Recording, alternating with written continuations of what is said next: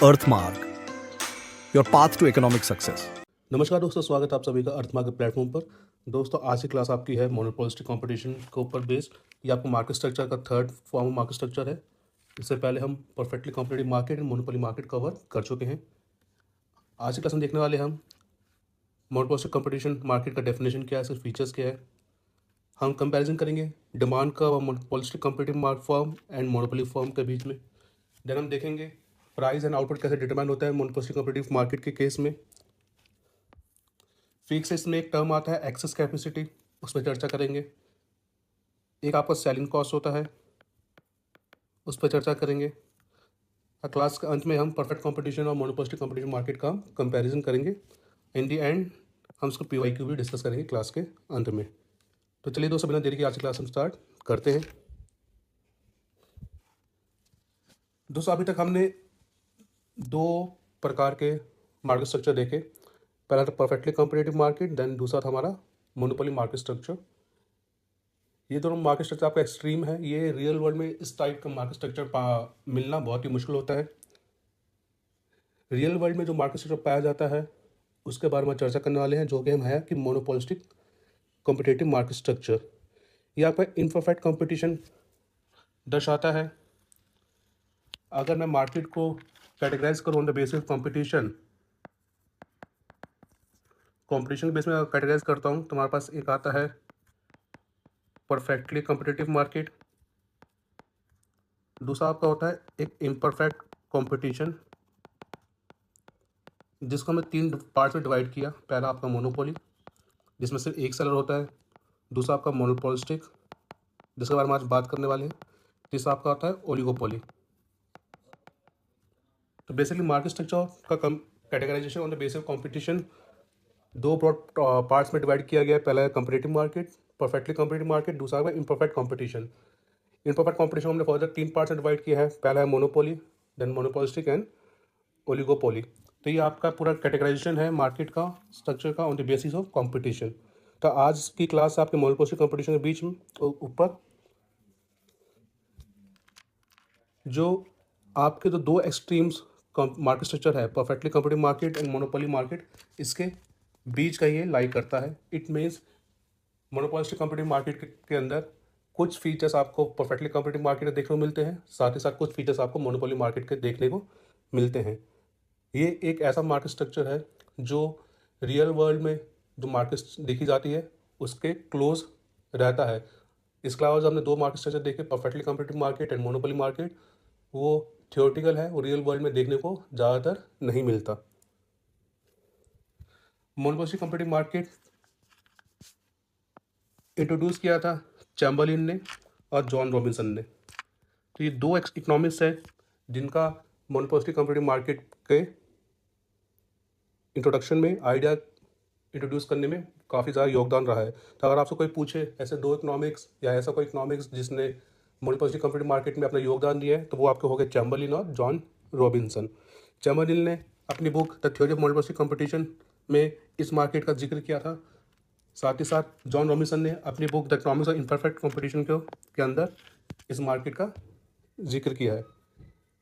जैसा मैंने आपको पहले बताया कि ये एक ऐसा मार्केट स्ट्रक्चर है जिसमें दोनों मोनोपोली और परफेक्टली कंपटीटिव मार्केट के जो फीचर्स है कुछ कुछ देखने को मिलते हैं। तो ये आपका था छोटा सा इंट्रोडक्शन मोनोपोलिस्टिक कंपटीटिव मार्केट का।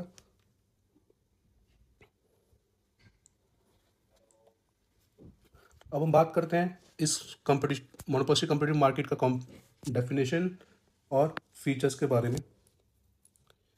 मोनोपोलिस्टिक कंपटीटिव मार्केट स्ट्रक्चर ऐसा मार्केट स्ट्रक्चर है जहाँ पे काफ़ी सारे फर्म्स पाए जाते हैं जो डील करते हैं ऐसे गुड्स में जो सिमिलर होते हैं बट डिफ्रेंशिएटेड रहते हैं। इट मीन्स इस मार्केट स्ट्रक्चर में जो काफ़ी सारे फर्म्स है जो ऐसे प्रोडक्ट्स बना रहे हैं जो एक दूसरे के क्लोज सब्सटीट्यूट है। वो परफेक्टली सब्सटीट्यूट नहीं है बट वो क्लोज सब्सटीट्यूट है। इट मीन्स वो सिमिलर है बट वो डिफ्रेंशिएटेड भी है। फॉर एग्जाम्पल बिस्किट की मार्केट देख सकते हैं आप। बिस्किट के मार्केट में काफ़ी सारे फर्म्स हैं तो बिस्किट सेल करती है, तो बिस्किट है वो एक दूसरे के क्लोज सब्सटीट्यूट है। परफेक्टली सब्सटीट्यूट नहीं है but they are close substitute to each other. तो मोनोपोलिस्टिक कंपटीटिव मार्केट ऐसा मार्केट स्ट्रक्चर है जहाँ पे बहुत सारे सेलर्स और बायर पाए जाते हैं और सेलर्स वो गुड्स सेल आउट करते हैं मार्केट में जो एक दूसरे के क्लोज सब्स्टिट्यूट होते हैं। इस मार्केट स्ट्रक्चर में प्रोडक्ट डिफ्रेंशिएशन पाया जाता है। इट मीन्स एक फर्म का प्रोडक्ट जो है दूसरे फर्म से अलग है on the basis of size का टेस्ट, बट वो दोनों एक दूसरे के क्लोज सब्स्टिट्यूट भी है। जैसे मैंने आपको एग्जांपल दिया बिस्किट के मार्केट का। इस मार्केट स्ट्रक्चर में काफ़ी सारे सेलर्स पाए जाते हैं। इस मार्केट स्ट्रक्चर में द फर्म्स के हाथ में कुछ मोनोपोली पावर होती है और इस मार्केट स्ट्रक्चर में फ्री एंट्री और एग्जिट भी देखा जाता है। सो इस मार्केट स्ट्रक्चर में परफेक्टली कम्पिटिटिव मार्केट में कौन से फीचर्स देखने को मिलते हैं, वो आपको हो गया मैनी सेलर्स और फ्री एंट्री और एग्जिट। फ्री एंट्री एग्जिट और मैनी सेलर्स का जो फीचर है परफेक्टली कम्पिटिटिव मार्केट का, वो इस मार्केट में देखा जाता है। और साथ ही साथ मोनोपोली का जो फीचर है मोनोपोली पावर का, वो भी इस मार्केट के अंदर देखा जाता है। तो कुल मिला के इस मार्केट स्ट्रक्चर के अंदर कुछ फीचर्स होते हैं जो परफेक्टली कम्पिटिटिव मार्केट के जो उसमें दे पाए जाते हैं, साथ ही साथ मोनोपोली मार्केट के कुछ फीचर्स होते हैं जो इसके अंदर पाए जाते हैं। अब वन बाय वन इसके फीचर्स या अजम्पशंस की हम बात कर लेते हैं। पहला है लार्ज नंबर ऑफ सेलर्स। इस मार्केट स्ट्रक्चर में काफ़ी सारे फर्म्स ऑपरेट करते हैं। हर फर्म का जो साइज है मार्केट कंपैरिजन में छोटा होता है। दूसरा है प्रोडक्ट डिफरेंशिएशन। ये इस मार्केट स्ट्रक्चर का काफ़ी इंपॉर्टेंट फीचर है। इस मार्केट स्ट्रक्चर में जो फर्म्स ऑपरेट कर रही है वो गुड्स सेल करती है मार्केट में जो एक दूसरे से सिमिलर होते हैं बट आइडेंटिकल नहीं होते। शब्दों पे ध्यान दीजिएगा, सिमिलर है बट आइडेंटिकल नहीं है। इट मीन्स जो गुड्स होते हैं वो एक दूसरे के क्लोज सब्स्टिट्यूट होते हैं। लाइक बिस्किट का एग्जांपल मैंने दिया आपको। बिस्किट्स के केस में जो फर्म्स बिस्किट बना रही है वो दूसरे फर्म जो बिस्किट बना रही है उसका क्लोज सब्स्टिट्यूट है, बट वो एक दूसरे का बिल्कुल आइडेंटिकल नहीं है। सिमिलर है बट आइडेंटिकल नहीं है। इसको कहते हैं प्रोडक्ट डिफरेंशिएशन। और डिफरेंशिएशन जो है प्रोडक्ट एक प्रोडक्ट जो दूसरे प्रोडक्ट से अलग जो है वो रियल भी हो सकता है, इमेजिनरी भी हो सकता है। रियल का मतलब एक फर्म का बिस्किट दूसरे फर्म के बिस्किट से रियल टर्म में या कहे कि हकीकत में अलग हो सकता है। फिजिकल बेसिस या फंक्शनल डिफरेंसेस हो सकता है जो रियल में उसको एक फर्म के बिस्किट दूसरे फर्म के बिस्किट से अलग करे, या वो इमेजिनरी भी हो सकता है। इमेजिनरी का मतलब हुआ ये कि एक फर्म का बिस्किट है और दूसरे फर्म के बिस्किट से अलग हो सकता है। इमेजिनरी टर्म्स में इट मीन्स उसको एक फर्म का बिस्किट दूसरे फर्म के बिस्किट से अलग बनाया गया है ब्रांडिंग के बेसिस पे, पैकेजिंग के बेसिस पे, एडवर्टाइजिंग के बेसिस पे। रियल का मतलब है कि हकीकत में एक फर्म का बिस्किट दूसरे फर्म के बिस्किट से हकीकत में अलग है। इट मीन्स उसमें ऐसे फीचर्स है जो एक फर्म का बिस्किट दूसरे फर्म के बिस्किट से अलग बनाता है। या फिर वो इमेजिनरी भी हो सकता है। इट मीन्स रियलिटी में कोई दोनों फर्म के बिस्किट में कुछ अलग अलग नहीं है कुछ, बट जो अलग बनाता है एक फर्म का बिस्किट दूसरे फर्म के बिस्किट से वो हो सकता है एडवर्टाइजिंग बेसिस पे या ब्रांडिंग के बेसिस पे। एक फर्म का बिस्किट दूसरे फर्म के बिस्किट से अलग हो सकता है। तो प्रोडक्ट डिफरेंशिएशन मीन्स एक फर्म का आउट गुड है प्रोडक्ट है वो दूसरे फर्म के प्रोडक्ट से अलग है, बट दोनों प्रोडक्ट एक दूसरे क्लोज सब्स्टिट्यूट है। जो एक फर्म का प्रोडक्ट है दूसरे फर्म से अलग है वो आपका रियल भी हो सकता है। इट मीन्स हकीकत में एक फर्म का प्रोडक्ट दूसरे फर्म के प्रोडक्ट से अलग हो सकता है, बेहतर हो सकता है, या फिर वो इमेजिनरी भी हो सकता है। ऐसा हो सकता है कि एक फर्म का प्रोडक्ट दूसरे फर्म के प्रोडक्ट से सच में अलग ना हो, बट उसको अलग बना दिया गया हो या अलग प्रस्तुत किया गया हो, अलग प्रेजेंट किया गया हो on the basis of branding और एडवर्टाइजिंग। तो ये आपका होता है प्रोडक्ट डिफरेंशिएशन। ये प्रोडक्ट डिफरेंशिएशन ही है जो एक फर्म को एक मोनोपोली पावर देती है। अगर किसी एक फर्म का बिस्किट दूसरे फर्म के बिस्किट से अलग है तो वो उस फर्म को मोनोपोली पावर देती है। इट मीन्स वो पावर देती है फर्म को अपने गुड्स का प्राइस सेट करने में। मोनोपोली पावर का मतलब क्या होता है कि फर्म के पास पावर है, firm has power to set the price of its product. Monopoly power का मतलब होता है फर्म के पास पावर है कि वो अपने गुड्स का प्राइस सेट कर सकता है खुद से। सो परफेक्ट ये मोनोपोलिस्टिक कंपीटिटिव मार्केट के अंदर फर्म्स के पास कुछ हद तक मोनोपोली पावर देखने को मिलता है। क्यों? क्योंकि इस केस में जो गुड्स बनाए जा रहे हैं मार्केट में वो आपका डिफरेंशिएटेड नेचर का होता है। मीन्स प्रोडक्ट डिफरेंशिएशन देखा जाता है। एक फर्म का प्रोडक्ट दूसरे फर्म के प्रोडक्ट से अलग होता है। यही उनको पावर देता है फर्म्स को अपने गुड्स का प्राइस सेट करने का। तो एक बात ध्यान रखिएगा, इस केस में मोनोपोली पावर देखने को मिलता है, बट जो मोनोपोली पावर होता है मोनोपोलिस्टिक कंपीटिटिव मार्केट केस में वो मोनोपोली मार्केट केस में जो मोनोपोली होता है उससे कम होता है। ये पावर जो है लिमिटेड है, क्यों? क्योंकि यहाँ पे क्लोज सब्स्टिट्यूट देखे जाते हैं गुड्स के। आगे बढ़ते हैं। अगला है फ्री एंट्री एंड एग्जिट। इस मार्केट स्ट्रक्चर में फर्म्स का एंट्री एग्जिट देखा जाता है लॉन्ग रन के केस में। तो फर्म्स कैन ईजिली एंटर और exit the market in the long run, जिसके वजह से लॉन्ग रन के केस में सारे फर्म्स नॉर्मल प्रॉफिट अर्न करते हैं। ये हम आने वाले स्लाइड से बेहतर ढंग से समझेंगे।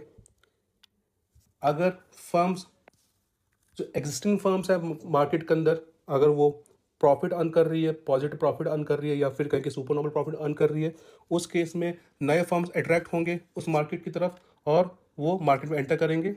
वही दूसरी तरफ अगर फर्म का लॉस हो रहा है, जो एग्जिस्टिंग फर्म्स है उसका लॉस हो रहा है, तो वो फर्म ईजिली मार्केट को छोड़ भी सकती है। तो इसका मतलब है इस मार्केट स्ट्रक्चर केस में फ्री एंट्री एंड एग्जिट देखा जाता है लॉन्ग रन के केस में। इस मार्केट स्ट्रक्चर में एक सेलिंग कॉस्ट भी देखने को मिलती है। सेलिंग कॉस्ट वो सारे एक्सपेंसेस होते हैं जो एक फर्म इंकर्ड करती है या फर्म स्पेंड करती है to increase the demand of its product. जब एक फर्म अपने प्रोडक्ट की डिमांड बढ़ाने के लिए पैसा खर्चा करती है एडवर्टाइजिंग के रूप में, प्रमोशन के रूप में, तो उसको हम बोलते हैं सेलिंग कॉस्ट। तो इस केस में मोनोपोस्टिक कंपनी मार्केट केस में सेलिंग कॉस्ट भी देखने को मिलता है। क्यों होता है सेलिंग कॉस्ट? क्योंकि इस मार्केट स्ट्रक्चर केस में जो फर्म्स जो प्रोडक्ट बना रही है वो आपके डिफरेंशिएटेड प्रोडक्ट्स होते हैं। इट मीन्स एक फर्म का जो प्रोडक्ट है दूसरे फर्म के प्रोडक्ट का वो क्लोज सब्स्टिट्यूट है। तो इस केस में फर्म्स को अपने गुड्स की, अपने प्रोडक्ट की डिमांड बढ़ाने के लिए एडवर्टाइजिंग करनी पड़ती है, प्रमोशन करना पड़ता है, जिसको हम बोलते हैं सेलिंग कॉस्ट। तो इस मार्केट स्ट्रक्चर में आपको सेलिंग कॉस्ट देखने को मिलता है। सेलिंग कॉस्ट क्यों होता है? क्योंकि यहाँ पे प्रोडक्ट डिफरेंशिएशन देखने को मिलता है। इट मीन्स एक फर्म का प्रोडक्ट जो है दूसरे फर्म के प्रोडक्ट का क्लोज सब्स्टिट्यूट है। अगला है इंडिपेंडेंट डिसीजन मेकिंग। जैसे आपको पता है कि इस मार्केट स्ट्रक्चर में काफ़ी सारे फर्म्स ऑपरेट करते हैं। उन फर्म्स का साइज जो है वो भी अलग अलग होता है। तो हर फर्म के पास अपनी प्रोडक्शन और मार्केटिंग पॉलिसी सेट करने का अधिकार होता है। तो इस केस में देखा जाता है कि एक फर्म का जो डिसीजन है रिगार्डिंग टू प्रोडक्शन और मार्केटिंग वो दूसरे फर्म के डिसीजन पे वो डिपेंड नहीं करता। यहाँ पे इंडिपेंडेंट डिसीजन मेकिंग देखने को मिलती है फर्म्स के द्वारा। एक फर्म अगर मार्केटिंग कर रहा है तो ज़रूरी नहीं है कि वो फर्म किसी दूसरे फर्म के मार्केटिंग टैक्टिक्स को देख के अपनी मार्केटिंग डिसीजन सेट कर रहा है। यहाँ पे सारे फर्म्स इंडिपेंडेंटली एक्ट करते हैं। तो एक फर्म का इन्फ्लुएंस किसी दूसरे फर्म पे नहीं होता है, सारे फर्म्स इंडिपेंडेंटली एक्ट करते हैं इस मार्केट स्ट्रक्चर के केस में। इस मार्केट स्ट्रक्चर केस में दो तरह का कंपटीशन देखने को मिलता है। फर्म्स compete करते हैं दो तरीकों से। पहला है प्राइस कंपटीशन, दूसरा है non price competition. Price competition case में एक फर्म दूसरे फर्म से compete करता है प्राइस के आधार पर। नॉन प्राइस कंपटीशन केस में एक फर्म दूसरे फर्म से compete करता है ब्रांड, प्रोडक्ट क्वालिटी, एडवर्टाइजिंग के बेसिस पर। प्राइस कंपटीशन मतलब हुआ कि एक फर्म दूसरे फर्म से compete कर रहा है अपने प्राइस को चेंज करके। और नॉन प्राइस कंपटीशन मतलब यहाँ पे हुआ कि एक फर्म दूसरे फर्म से compete कर रहा है ब्रांडिंग के थ्रू, प्रोडक्ट क्वालिटी को इम्प्रूव करके, एडवर्टाइजिंग के थ्रू। तो प्राइस के अलावा जो भी फैक्टर्स है जिससे फर्म अपनी डिमांड को बढ़ा सकता है मार्केट में, वो आपके साथ नॉन प्राइस कंपटीशन के अंदर आ गए। तो इस मार्केट स्ट्रक्चर में आपको दो चीज़ें देखने मिलती है। पहला प्राइस कंपटीशन, एक फर्म दूसरे फर्म से compete करेगा प्राइस को चेंज करके। दूसरा आपको देखने को नॉन प्राइस कंपटीशन, जहाँ देखने को मिलता है कि एक फर्म दूसरे फर्म से compete करता है, अब प्राइस के अलावा जो फैक्टर्स होते हैं उसमें चेंज करके दूसरे फर्म से compete करता है। इसको हम बोलते हैं नॉन प्राइस कंपटीशन, जिसके अंदर आ जाती है एडवर्टाइजिंग, प्रमोशन, ब्रांड क्वालिटी, ये सारी चीज़ें इसके अंदर आ जाती है। इस मार्केट स्ट्रक्चर में एक ग्रुप का कॉन्सेप्ट दिया गया। जैसे कि आपको मैंने क्लास के स्टार्टिंग में बताया था, चैम्बरलिन का बहुत बड़ा योगदान है मोनोपोस्टिक कॉम्पिटिटिव मार्केट के इंट्रोडक्शन में। तो चैम्बरलिन ने एक कॉन्सेप्ट दिया ग्रुप का। अभी तक हम इंडस्ट्री करते हुए आए हैं कि इंडस्ट्री के अंदर फॉर्म से इंडस्ट्री ऑपरेट करती है। इंडस्ट्री का कॉन्सेप्ट दिया था मार्शल ने। उसके विपरीत चैम्बरलिन ने इस मार्केट स्ट्रक्चर में एक ग्रुप का कॉन्सेप्ट दिया।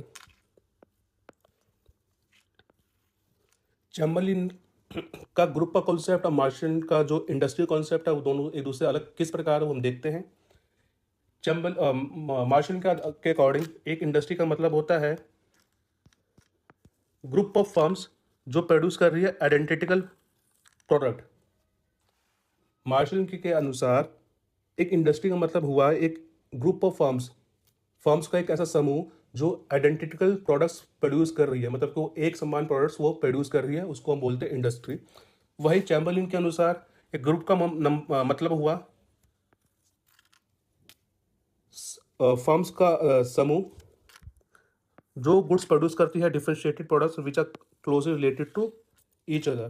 तो एक ग्रुप के अंदर वो सारे फर्म्स आ जाते हैं चैम्बरलिन के अनुसार जो फर्म्स डिफरेंशिएटेड प्रोडक्ट्स प्रोड्यूस करती है, जो एक दूसरे के क्लोजली रिलेटेड या सब्स्टिट्यूट होते हैं। वही मार्शल के अनुसार इंडस्ट्री का मतलब हुआ वो सारे फर्म्स का समूह जो आइडेंटिकल प्रोडक्ट प्रोड्यूस करते हैं। तो अगर चैम्बरलिन का ग्रुप वाला कॉन्सेप्ट देखें तो यहाँ पे मार्केट के अंदर प्रोडक्ट के ग्रुप बनते हैं। लेट्स से एक बिस्किट का ग्रुप हो गया, शैम्पू का ग्रुप हो गया,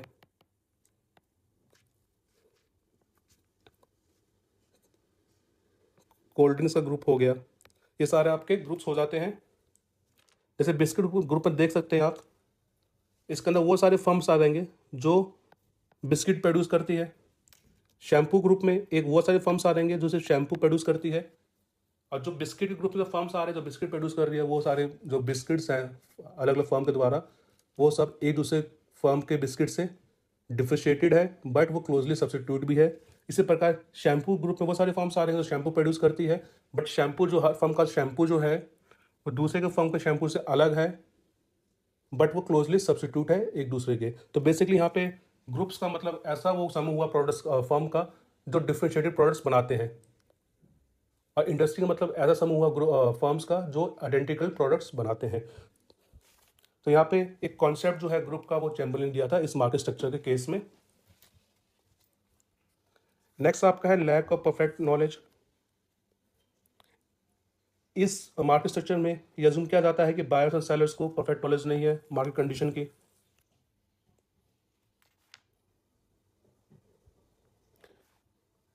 तो ये था आपका फीचर्स मोनोपोलिस्टिक कॉम्पिटिटिव मार्केट का, जिसमें हमने देखा कि इस मार्केट स्ट्रक्चर में लार्ज नंबर बायर्स और सेलर्स पाए जाते हैं। जो सेलर्स हैं इस मार्केट स्ट्रक्चर में वो डिफरेंशिएटेड प्रोडक्ट्स प्रोड्यूस करते हैं जो एक दूसरे के जो दूसरे फर्म के प्रोडक्ट से अलग होते हैं बट क्लोजली सब्स्टिट्यूट होते हैं। जो प्रोडक्ट डिफरेंशिएशन है वो आपका रियल भी हो सकता है, इमेजिनरी भी हो सकता है। फिर हमने देखा इस मार्केट स्ट्रक्चर में फ्री एंट्री एग्जिट देखा जाता है फर्म्स का। फर्म्स ईजिली मार्केट में एंटर कर सकती है और मार्केट छोड़ सकती है लॉन्ग केस में। फिर हमने देखा इस मार्केट स्ट्रक्चर में एक सेलिंग कॉस्ट का कॉन्सेप्ट भी है। सेलिंग कॉस्ट वो सारे कॉस्ट कवर करता है जो फर्म इनकर्ड करती है या फर्म खर्चा करती है अपने प्रोडक्ट की डिमांड बढ़ाने के लिए। इसके अंदर आपका एडवर्टाइजिंग, प्रमोशन, ब्रांडिंग का कॉस्ट सब इसके अंदर आ जाता है। फिर हमने देखा इसके अंदर इंडिपेंडेंट डिसीजन मेकिंग होती है। एक फर्म का decision regarding it's marketing policy और प्रोडक्शन पॉलिसी डिपेंड नहीं करती दूसरे फर्म के डिसीजन के ऊपर। तो सारे फर्म इस मार्केट केस में इंडिपेंडेंटली एक्ट करते हैं। फिर हम देखा फिर दो टाइप का कंपटीशन देखने को मिलता है। पहला का प्राइस कंपटीशन जिसके अंदर प्राइस को चेंज करके फर्म कम्पीट करते हैं दूसरे से। जब हमने देखा नॉन प्राइस कंपटीशन जिसके अंदर प्राइस के अलावा वो सारे फैक्टर्स में चेंजेस करके फर्म कम्पीट करते हैं दूसरे से। वो फैक्टर्स आपके हैं ब्रांडिंग, क्वालिटी एक्सेट्रा। तो हमने देखा इस मार्केट सेक्शन में कॉन्सेप्ट दिया ग्रुप का चैम्बरलिन ने। ग्रुप, प्रोडक्ट ग्रुप और आपका इंडस्ट्री कैसे दूसरा अलग है वो हमने डिस्कस किया। फिर इसमें हमने देखा कि इस केस में, इस मार्केट स्ट्रक्चर के केस में परफेक्ट नॉलेज नहीं होता बायर्स और सेलर्स को अबाउट मार्केट कंडीशन। तो ये सारे फीचर्स है आपके मोनोपोलिस्टिक कॉम्पिटिटिव मार्केट के। आगे बढ़ते हैं, अब हम बात करते हैं डिमांड कर्व की कि मोनोपोलिस्टिक कॉम्पिटिटिव मार्केट के केस में डिमांड कर्व जो फर्म फेस करती है वो कैसा होता है और वो मोनोपोली फर्म के डिमांड कर्व से कैसे अलग है। मोनोपोलिस्टिक कॉम्पिटिटिव मार्केट के केस में जो डिमांड कर्व होता है वो आपका डाउन स्लोपिंग नेचर का होता है। डाउन स्लोपिंग डिमांड कर्व क्या इंडिकेट करता है कि फर्म प्राइस चेंज कर सकती है, अपने आउटपुट चेंज कर सकते हैं, चेंज करके, और यहाँ पे प्राइस और आपका डिमांड के बीच में इनवर्स रिलेशनशिप देखा जाता है। It means down sloping demand curve यहाँ पे है। और यहाँ पे ये भी देखा जाता है कि फर्म के पास यहाँ पे प्राइस और डिमांड को इन्फ्लुएंस कर सकती है, but at the same time वो दोनों चीज़ों को कंट्रोल नहीं कर सकती। आए वो प्राइस को कंट्रोल करेगी या वो डिमांड को कंट्रोल करेगी। तो मोनोपोलिस्टिक कम्पिटिटिव मार्केट केस में डिमांड कर्व होता है फर्म का, वो डाउन स्लोपिंग नेचर का होता है, just like monopolistic demand curve. ये down sloping demand curve indicate करता है प्राइस और क्वांटिटी डिमांड के बीच में इन्वर्स रिलेशनशिप है फर्म के पॉइंट ऑफ व्यू से। और ये चीज़ ये भी इंडिकेट करता है कि firm at same point of time पे प्राइस और क्वांटिटी डिमांडेड को दोनों को कंट्रोल नहीं कर सकती। या तो वो प्राइस को कंट्रोल करेगी या फिर वो डिमांड को कंट्रोल करेगी। अब हम बात करते हैं कि मोनोपोलिस्टिक का डिमांड कर्व जो है, जो डाउन स्लोपिंग नेचर का होता है, वो मोनोपोली का डिमांड कर्व जो जो डाउन स्लोपिंग नेचर का होता है वो उससे अलग क्यों है। मोनोपोलिस्टिक डिमांड का वो भी डाउन स्लोपिंग नेचर का होता है, मोनोपोली का डिमांड कर्व जो होता है वो भी डाउन स्लोपिंग नेचर का होता है, बट दोनों में अंतर क्या है वो हम देखने वाले हैं। दोनों में जो की डिफरेंस है वो है elasticity of demand. Since monopolistic competitive market के केस में काफ़ी सारे फर्म्स है जो ऑपरेट कर रही है ग्रुप के अंदर, और जो ग्रुप के अंदर फर्म्स है जो ऑपरेट कर रही है वो ऐसे प्रोडक्ट्स बना रही है जो एक दूसरे के क्लोजली सब्सटीट्यूट है।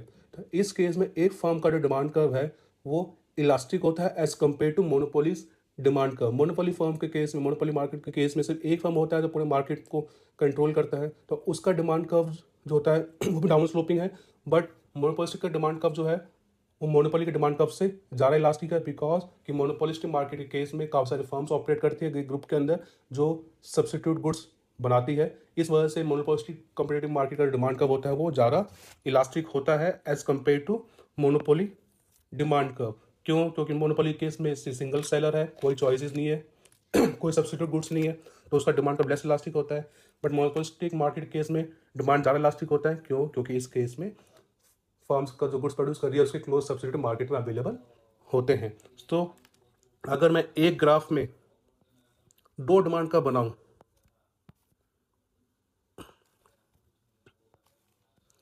ये मेरा एक D1 है डिमांड कर्व, एक मेरा D2 डिमांड कर्व है, तो इसमें से आपको पहचानना है कि मोनोपोली डिमांड कर्व कौन है, मोनोपोलिस्टिक डिमांड कर्व कौन है। सिंस दोनों डिमांड कर्व आपको डाउन स्लोपिंग होता है, बट मोनोपोलिस्टिक का डिमांड कर्व होता है वो ज़्यादा इलास्टिक होता है। It means monopolistic demand curve होगा वो ज़्यादा ही फ्लैटर होगा as compare to monopoly demand curve. एक बात ध्यान रखिएगा, जो डिमांड कर्व जितना फ्लैटर होता है उसकी इलास्टिसिटी उतनी ही ज़्यादा होती है। तो इस केस में डिमांड कर्व D2 फ्लैटर है as compare to D1। It means ये डिमांड कर्व आपका हो गया मोनोपोलिस्टिक मार्केट का, और D1 डिमांड कर्व आपका हो गया मोनोपोली मार्केट का। तो यहाँ से एक बात ये साबित हुई कि दोनों फर्म, जो मोनोपोलिस्टिक का मोनोपोली फर्म जो है उसका डिमांड का डाउन स्लोपिंग है, बट मोनोपोलिस्टिक डिमांड का आपका डाउन ज़्यादा इलास्टिक है as compare to monopoly demand का, बिकॉज मोनोपोलिस्टिक मार्केट के केस में क्लोज सब्सटीट्यूट अवेलेबल होते हैं फर्म्स के आउटपुट गुड्स के, जो मोनोपोली के केस में देखने को नहीं मिलते। इस वजह से मोनोपोलिस्टिक मार्केट का डिमांड कब होता है वो ज़्यादा इलास्टिक होता है, या फिर कहें हम वो ज़्यादा ही फ्लैटर होता है as compare to monopolistic demand का। आगे बढ़ते हैं। अब हम बात करते हैं कि मोनोपोलिस्टिक कॉम्पिटिटिव मार्केट में प्राइस एंड आउटपुट कैसे डिटरमाइन किया जाता है।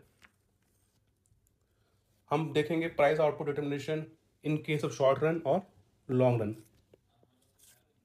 शॉर्ट रन इक्विलिब्रियम या शॉर्ट रन प्राइस और आउटपुट एक मोनोपोलिस्टिक कॉम्पिटिटिव फर्म का डिटरमाइन होता है at the point where MR intersect MC, या फिर कहे a short run equilibrium under monopolistic competitive occurs at the point where MR equal to MC।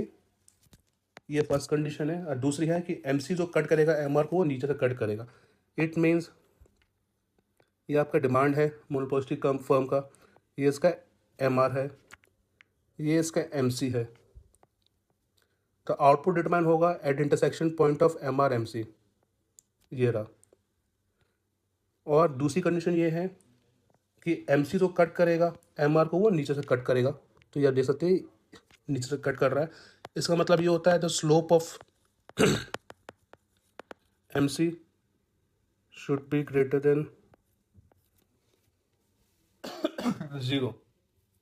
इसका मतलब ये होता है कि MC कट करेगा MR को नीचे से। ये आपकी कंडीशन है शॉर्ट टर्म इक्विलिब्रियम की। शॉर्ट टर्म केस में एक मोनोपोलिस्टिक फर्म या तो सुपरनोवल प्रॉफिट अर्न कर सकती है जिसे पॉजिटिव प्रॉफिट बोलते हैं, इकोनॉमिक प्रॉफिट बोलते हैं, या फिर वो लॉस इंकर कर सकती है शॉर्ट रन के केस में at the equilibrium point. Equilibrium point output determine होगा at intersection point of M R M C. ये आपकी फर्स्ट कंडीशन है। और सेकंड कंडीशन है ये आपकी ये फुलफिल होनी चाहिए कि एम सी इंटरसेक्शन पॉइंट के बाद एम सी जो होगा वो राइजिंग होना चाहिए, या फिर कह सकते हैं कि आपका एम सी एम आर को नीचे से कट करे। ये आपके दो कंडीशन है। तो शॉर्ट रन केस में फर्म आपके दो चीज़ें एक्सपीरियंस कर सकती है, सुपर नॉर्मल प्रॉफिट जिसको हम पॉजिटिव प्रॉफिट या इकोनॉमिक प्रॉफिट बोलते हैं, या वो लॉस भी इनकर कर सकती है depending on the upon the position of average cost curve. ये हम अभी आगे स्लाइड्स में कवर करेंगे। लॉन्ग रन इक्विलिब्रियम का एक perfectly competitive firm long run के इक्विलिब्रियम में तब आती है जब वो फर्म नॉर्मल प्रॉफिट अर्न करे, it means zero economic profit earn करे। नॉर्मल प्रॉफिट और जीरो इकोनॉमिक प्रॉफिट दोनों सेम चीज़ है। तो एक लॉन्ग रन इक्विलिब्रियम की कंडीशन क्या हो गई? पहली कंडीशन ये कि M R equal to M C होना चाहिए। दूसरी कंडीशन ये है कि M C cuts M R from low, तो यहाँ पे देखा हमने। तीसरी कंडीशन ये कि प्राइस जो निकल के आएगा वो लॉन्ग रन एवरेज कॉस्ट के इक्वल होगा at equal level of output. It means firms का जो प्रॉफिट होगा इस केस में वो जीरो होगा, या फिर कहें कि नॉर्मल प्रॉफिट फर्म अर्न करेगा। जब एक फर्म मोनोपोस्टिक कॉम्पिटिटिव मार्केट के केस में जो प्रॉफिट अर्न करता है, जीरो इकोनॉमिक प्रॉफिट अर्न करता है या फिर नॉर्मल प्रॉफिट अर्न करता है, इट इंडिकेट्स कि firm long run equilibrium point attain या अचीव कर चुका है। इसके अलावा अगर फर्म सुपर नॉर्मल प्रॉफिट या पॉजिटिव प्रॉफिट या लॉस इंकर कर रहा है, इट मीन्स फर्म अभी शॉर्ट रन के केस में है, उसने long run equilibrium point attain नहीं किया है। तो ये आपकी कंडीशन थी शॉर्ट रन इक्विलिब्रियम की और लॉन्ग रन इक्विलिब्रियम की। इसको हम फर्दर स्टडी करते हैं डीपली। जैसे कि आपको बताया कि शॉर्ट रन केस में फर्म या सुपर नॉर्मल प्रॉफिट अर्न करेगी या लॉस बियर करेगी। फर्म का इक्वल लेवल आउटपुट निकल के आता है at intersection point of M R M C. M R M C से आपको इक्वल लेवल ऑफ आउटपुट निकल के आएगा और उस आउटपुट कॉरस्पॉन्डिंग जो प्राइस होगा वो आपका डिमांड कर्व से निकल के आएगा। ये आपका हो जाएगा equal level of output and price for a firm in a monopolistic competitive market. इसके बाद आपको डिटरमाइन करना है कि फर्म प्रॉफिट अर्न कर रही है कि लॉस बियर कर रही है, जीरो इकोनॉमिक प्रॉफिट अचीव कर रही है। वो डिपेंड करता है आपका पोजिशनिंग ऑफ एवरेज कॉस्ट। ये एवरेज कॉस्ट कैसे पोजिशन है आपका ग्राफ के ऊपर, ये एवरेज कॉस्ट कितना है फर्म का at equal level of output, उस पर डिपेंड करता है कि फर्म प्रॉफिट बनाएगी या लॉस बियर करेगी या जीरो इकोनॉमिक प्रॉफिट अटेन करेगी। तो इक्वल लेवल आउटपुट निकल के आया एम आर एम सी के इंटरसेक्शन पॉइंट पे। ये आप देख सकते हैं M R M C intersect कर रहा पॉइंट ई पे। आपका O M amount of output निकल के आया आपका इक्वल लेवल ऑफ आउटपुट। इससे कॉरस्पॉन्डिंग जो प्राइस फर्म चार्ज करेगा वो निकल के आएगा आपका डिमांड कर्व से। So O M is a output, the price corresponding to the output level O M is O P. तो ओ पी आपका प्राइस निकल के आ गया। ये आपका हो गया एक लेवल ऑफ आउटपुट, एक लेवल ऑफ प्राइस। तो ओ पी और ओ एम आपका हो गया प्राइस एंड आउटपुट। अब हमको पता करना है कि फर्म इस इक्वल लेवल पे प्रॉफिट अर्न कर रही है या लॉस बियर कर रही है। हम देखते हैं कि आउटपुट लेवल ओ एम के कॉरस्पॉन्डिंग एवरेज कॉस्ट निकल के क्या आ रहा है। एवरेज कॉस्ट निकल के आ रहा है आपका R O R at point S. At output level O M the average cost is O R at point S. तो एवरेज कॉस्ट आपका ओ आर निकल के आया। आपका आउटपुट जो था वो था ओ एम था, प्राइस जो है आपका आया ओ पी आया, और एवरेज कॉस्ट जो आया आपका वो ओ आर आया। यहाँ पे देख सकते हैं प्राइस जो है वो एवरेज कॉस्ट से ज़्यादा है। इट मीन्स पर यूनिट यहाँ पे फर्म को प्रॉफिट हो रहा है। तो यहाँ पर केस हो गया है सुपर नॉर्मल प्रॉफिट का। It means firm equal level of output पे सुपर नॉर्मल प्रॉफिट अर्न कर रही है। क्यों? क्योंकि आउटपुट लेवल के कॉरस्पॉन्डिंग जो प्राइस है वो एवरेज कॉस्ट से ज़्यादा है। और ग्राफिकली ये प्रॉफिट कितना अर्न कर रही है वो आपका डिटरमाइन होगा इस एरिया से। ये आपका प्राइस है, ये आपका प्राइस है, ये आपका एवरेज कॉस्ट है। पर यूनिट आपका प्रॉफिट इतना हो रहा है, इतना आप आउटपुट प्रोड्यूस कर रहे हैं, सेल कर रहे हैं। तो ये एरिया जो बन रहा है रेक्टेंगल, ये आपका हो गया सो प्रॉफिट का एरिया। सो इस केस में फर्म का प्रॉफिट कितना है वो है area equal to the region of P Q S R. P Q S R के कॉरस्पॉन्डिंग जो रेक्टेंगल बन रहा है उतना आपका प्रॉफिट हो गया फर्म का इस केस में। सो ये फर्स्ट केस इंडिकेट कर रहा है कि firm equal level of output पे अपना प्रॉफिट अर्न कर रही है, सुपर नॉर्मल प्रॉफिट अर्न कर रही है। सेकंड केस आपका है लॉस का केस है। इसमें हम देखेंगे कि फर्म इक्वल लेवल आउटपुट पे लॉस इंकर करती है, कैसे करते हैं वो उसमें देखेंगे। इक्वल लेवल आउटपुट आपका अगर होगा at intersection point of M R M C, तो एम आर एम सी के इंटरसेक्शन पॉइंट ई है। इस पॉइंट के कॉरस्पॉन्डिंग आपका जो आउटपुट है वो आपका आ गया equal level of output, that is O N. तो ओ एन आपका इक्वल लेवल आउटपुट आ गया। इस लेवल आउटपुट के कॉरस्पॉन्डिंग प्राइस कितना चार्ज कर रही है फर्म, वो आपका डिटरमाइन होगा through demand curve. So O N output के कॉरस्पॉन्डिंग जो प्राइस वो आ रहा है वो ओ टी निकल के आ रहा है at point K only demand curve. एक बार और ध्यान रखिएगा ए आर कर्व हमारा डिमांड कर्व भी होता है। तो आउटपुट लेवल ओ एन है, प्राइस आपको ओ टी निकल के आ गया।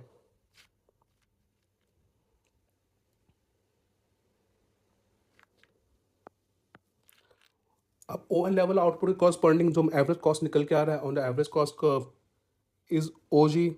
ओ जी आपका एवरेज कॉस्ट निकल के आ गया for output level O N. तो यहाँ पे आपका क्वांटिटी कितना आया, वो ओ एन आया। प्राइस कितना चार्ज कर रहा है फर्म, ओ टी चार्ज कर रहा है।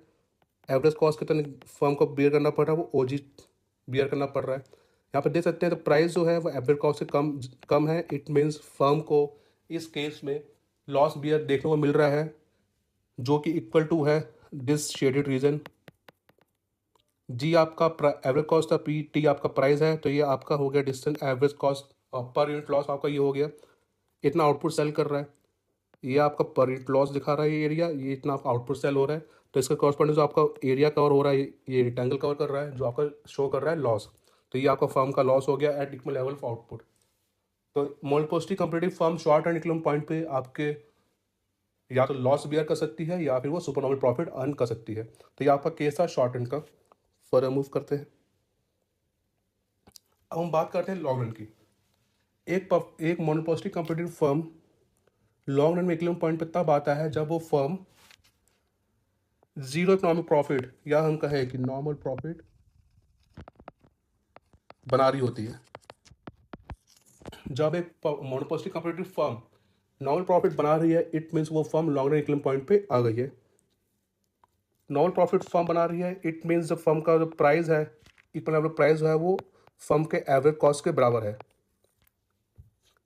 जब प्राइस एवरेज कॉस्ट से बराबर होगा at equal level output, it means firm का प्रॉफिट जीरो है, जिसको हम बोलते हैं जीरो इकोनॉमिक प्रॉफिट या नॉर्मल प्रॉफिट। इस ग्राफ पे ध्यान दीजिएगा। आउटपुट डिटरमाइन होगा intersection point of M R M C. तो ये आपका intersection point M R M C का इसका कॉरस्पॉन्डिंग आउटपुट आपका क्यू स्टार निकल के आ रहा है। क्यू स्टार कॉरस्पॉन्डिंग प्राइस कितना फर्म चार्ज करेगा वो निकल के आएगा डिमांड कर्व से। तो ए आर आपका डिमांड कर्व है, इसका कॉरस्पॉन्डिंग जो प्राइस निकल के आ रहा है वो पी स्टार निकल के आ रहा है। तो पी स्टार आपका प्राइस है, क्यू स्टार आपका आउटपुट है। तो ये आपका इक्वल लेवल आउटपुट है, प्राइस निकल के आ गया। अब क्यू स्टार कॉरस्पॉन्डिंग फर्म कितना प्राइस चार्ज कर रही है और फिर कितना फर्म को कितना एवरेज कॉस्ट बियर करना मिल रहा है वो आपका निकल के आएगा। क्यू स्टार कॉरस्पॉन्डिंग जो एवरेज कॉस्ट आ रहा है वो आपका पी स्टार निकल के आ रहा है। तो इस ग्राफ पे देख सकते हैं आप आउटपुट लेवल क्यू स्टार के कॉरस्पॉन्डिंग जो प्राइस जो है और जो एवरेज कॉस्ट है वो दोनों पी स्टार है at point E. It means price equal to average long average cost at Q star. It means firm is making zero economic profit या फिर normal profit. It means firm आपका long run equilibrium point पे आ चुका है। तो एक long run equilibrium के केस में सारे फर्म्स होंगे मोनोपोस्टी कंप्यूटर मार्केट में वो जीरो इकोनॉमिक प्रॉफिट अर्न करेंगे। जीरो इकोनॉमिक प्रॉफिट का मतलब है कि जो इक्वल लेवल ऑफ प्राइस जो है वो इक्वल टू है एवरेज कॉस्ट के at equal level of output. It means firm is making only normal profit that is zero economic profit. हम देखते हैं लॉन्ग रन एडजस्टमेंट होता कैसे है कि फर्म जीरो इकोनॉमिक प्रॉफिट क्यों अर्न करती है लॉन्ग रन की केस में, वो हम देखते हैं। हमने एग्जाम्पल लिया कि शॉर्ट रन में फर्म अपना शॉर्ट रन केस में जो एग्जिस्टिंग फर्म्स है मार्केट के अंदर वो अपना सुपर नॉर्मल प्रॉफिट अर्न कर रही है। सिंस आपका existing firm super normal profit earn कर रही है, उसको देख के नए फर्म्स अट्रैक्ट होंगे मार्केट में और वो एंटर करेंगे मार्केट में। तो प्रॉफिट देख के न्यू फर्म्स मार्केट में एंटर कर रहे हैं। जैसे न्यू फर्म्स मार्केट में एंटर करेंगे नंबर ऑफ सेलर्स बढ़ जाएंगे मार्केट में।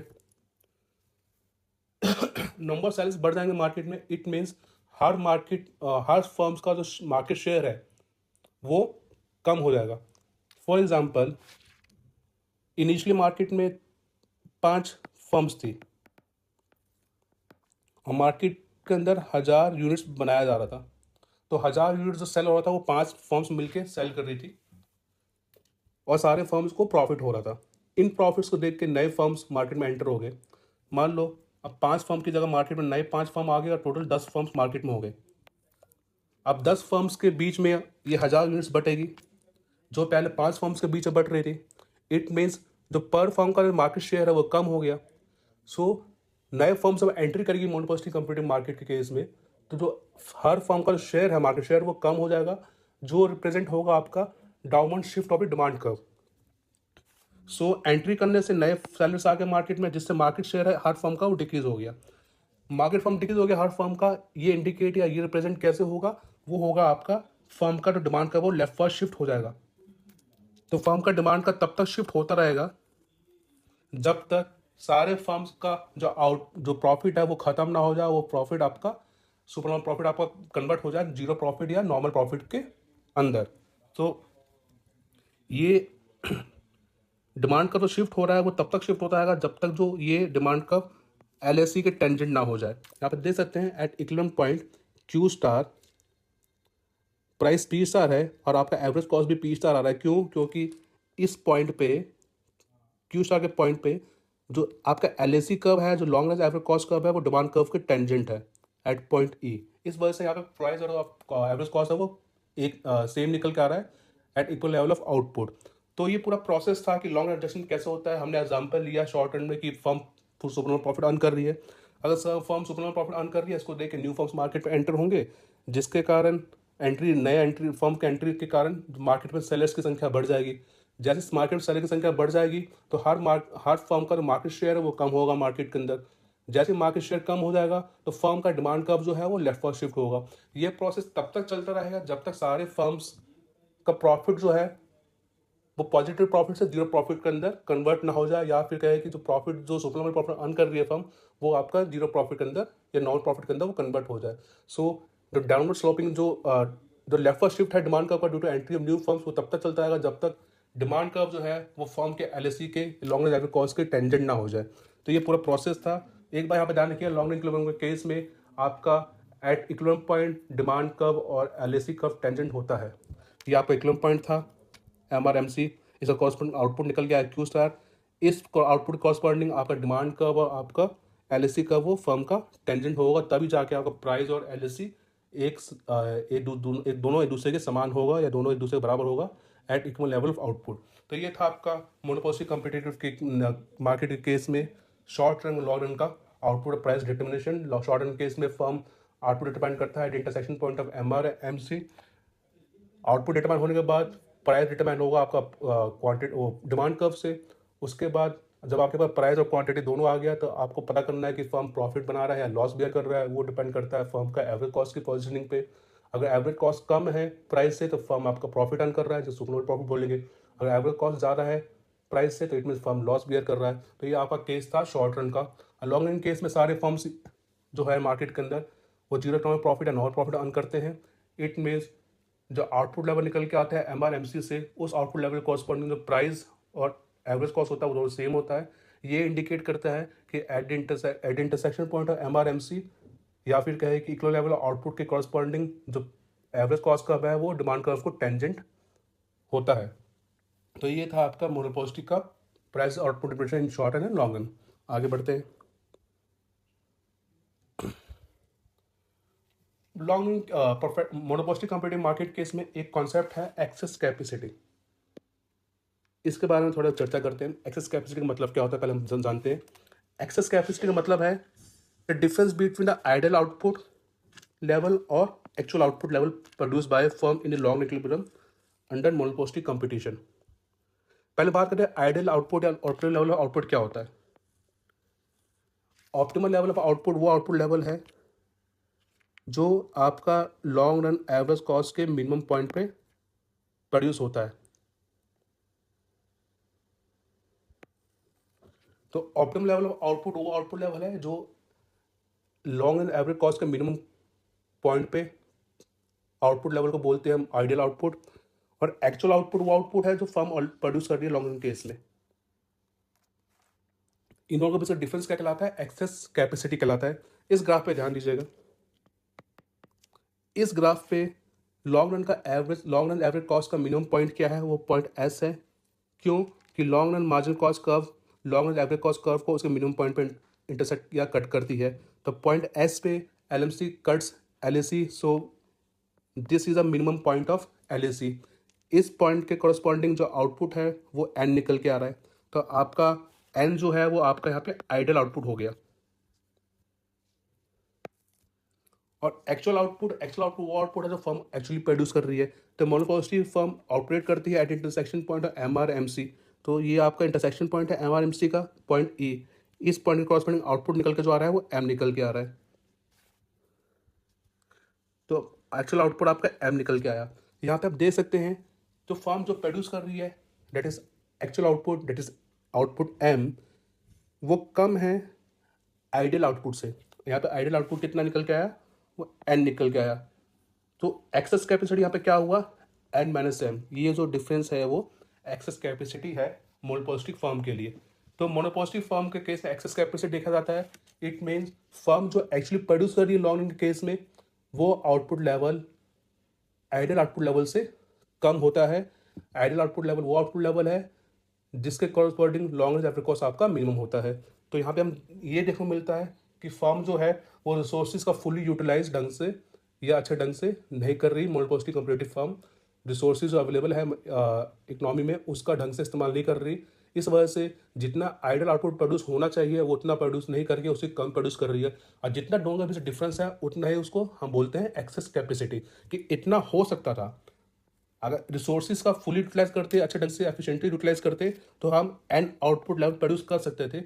बट इस केस में फर्म जो है मोनोपोलिस्टिक कंपनी फर्म जो है वो एन आउटपुट प्रोड्यूस कर रही है जो एन से कम है। तो जितना डिफरेंस बच गया या जितना डिफरेंस आ रहा है दोनों के बीच में वो हमारा एक्सेस कैपेसिटी है जो प्रोड्यूस नहीं हो पा रहा, जो प्रोड्यूस हो सकता था अगर रिसोर्सेज का एफिशिएंटली यूज किया जाता। तो ये एक्सेस कैपेसिटी डिफरेंस मतलब क्या हुआ, the difference between ideal output level and actual output produce by the monopolistic comparative firm in the long run. अब सवाल ये पैदा होता है कि एक्सेस कैपेसिटी क्यों देखने को मिलती है मोनोपोलिस्टिक कंपैरेटिव फर्म के लिए। मोनोपोलिस्टिक कंपैरेटिव फर्म जो आउटपुट प्रोड्यूस कर रही है लॉन्ग रन के केस में वो कम क्यों है आइडियल आउटपुट से, उसके बारे में चर्चा करेंगे। ये होता है due to product differentiation. Product differentiation का मतलब जैसे पहली बार को बताया कि जो एक फर्म का जो आउटपुट जब गुड्स है या प्रोडक्ट है वो दूसरे फर्म के प्रोडक्ट से वो अलग है, जिस वजह से फर्म के पास कंट्रोल है, थोड़ा बहुत कंट्रोल आ जाता है प्राइस सेट करने का, मोनोपोली पावर जिसको हम कहते हैं। तो फर्म के पास due to product differentiation price set करने का थोड़ा पावर है जिसको बोलते हैं मोनोपोली पावर। इस वजह से फर्म प्राइस ज़्यादा चार्ज करती है, कम आउटपुट प्रोड्यूस करती है as compare to ideal level output.